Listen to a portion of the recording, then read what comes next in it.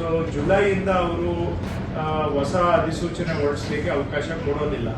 So ಅಂತಿಮ ಅಧಿಸೂಚನೆ ಜೂನಲ್ಲಿ ಆಗಿತ್ತು ಮಾತ್ರ ಅದನ್ನ ನಾವು ಕೆಲಸ ಪೂರೈಸಬಹುದು. ಅವರಿಗೆ ಹಕ್ಕುಪತ್ರ ಕೊಡೋದಕ್ಕೆ ಏನು ಅಡ್ಡ ಬರೋದಿಲ್ಲ. ಆದ್ರೆ ಜೂನ್ 30 ನಂತರ ನಾವು ಯಾವುದೇ ಅಂತಿಮ ಅಧಿಸೂಚನೆಯನ್ನ ಹೊರಡಿಸೋದಕ್ಕೆ ಆಗೋದಿಲ್ಲ. ಸೊ ಹಾಗಾಗಿ ನಾವು ಜೂನ್ 30th ಅನ್ನ ಡೆಡ್ ಲೈನ್ ಇಟ್ಕೊಂಡು ದಯವಿಟ್ಟು ನಾನು ಎಲ್ಲರಿಗೂ ರಿಕ್ವೆಸ್ಟ್ ಮಾಡೋದು, ಅಟ್ಲೀಸ್ಟ್ ಫೈನಲ್ ನೋಟಿಫಿಕೇಶನ್ ಆಗೋಗ್ಬೇಕು. ಹಕ್ಕುಪತ್ರ ಜುಲೈ ನಂತರ ಕೊಟ್ಟರು ನಡೆಯುತ್ತೆ ನನ್ನ ಪ್ರಕಾರ. This is the way I am interpreting it, I don't know. But at least final notification June 30ಗೆ ಮುಗಿಬೇಕು. ಫೈನಲ್ ನೋಟಿಫಿಕೇಶನ್ ಎಲ್ಲ ಗ್ರಾಮಗಳು ಕೂಡ ಬ್ಯಾಲೆನ್ಸ್ 1000 ಇದೆ ನಮ್ಮ ಪ್ರಕಾರ ಪೈಪ್ ಲೈನ್ ಅಲ್ಲಿ ಇರೋದು. ಅದು ಎಲ್ಲವೂ ಕೂಡ ಜೂನ್ಗೆ ಫೈನಲ್ ನೋಟಿಫಿಕೇಶನ್ ಸಾಮಾಜಿಕವಾಗಿ ಆರ್ಥಿಕವಾಗಿ ಹಿಂದುಳಿದಿರ್ತಕ್ಕಂತಹ ಜನಗಳ ಕೆಲಸ ಇದೆ. ಹಾಡಿ ಹಟ್ಟಿ ತಾಂಡ ಇಲ್ಲೆಲ್ಲ ವಾಸ ಮಾಡುವಂತವರು ಎಲ್ಲ ಕೂಡ very very very weaker sections and poorer sections ಇಂದ ಬಂದಿರೋರು.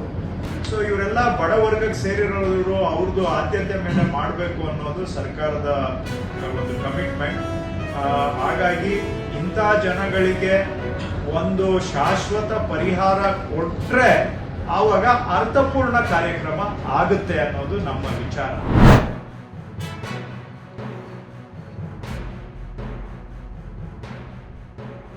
ದಕ್ಷಿಣ ಭಾರತದ ಮಧ್ಯಭಾಗದಲ್ಲಿ 2 ಅಸಾಮಾನ್ಯ ಪರ್ವತ ಶ್ರೇಣಿಗಳು ಕೂಡಿಬಂದು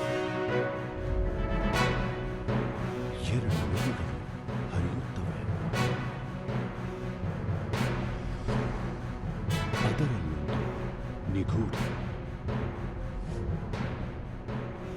ಇನ್ನೊಂದು ದಂತಕಥೆ.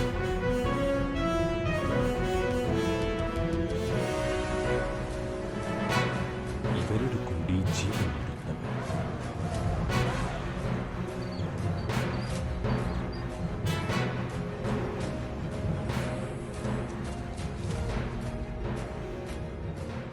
ಕಠಿಣ ಭೂಪ್ರದೇಶದಲ್ಲಿ ಜೀವನ